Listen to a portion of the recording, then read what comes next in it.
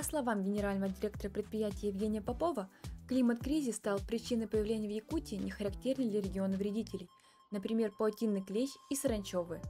Альтернативой химическим методам борьбы стали дикие клещи, которые ученые выпустят в закрытый грунт. В среднем одна самка этого насекомого способна съесть до 20 вредителей за сутки.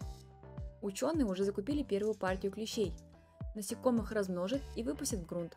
Как только они съедят вредителей, то сразу погибнут. Ущерба полезным культурам десанты не нанесут.